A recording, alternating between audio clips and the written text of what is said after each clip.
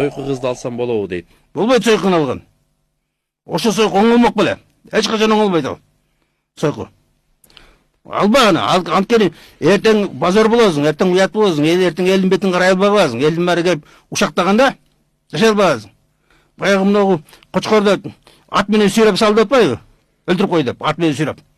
Ошо эмнеге өлтүрдү? Ошо жана ушак. Албай куш билген эмес, ал алган сойкуну. Анан элдер келип ушактай берип, ана атасы элдин бетин карай албай калган. Энеси элдин бетин карай албай калган. Ошол ушактан. Анан ошого келип жанагы арданып, ошо жанагы мез иштебей калды да, без иштебей калды. Блокировка болуп калды.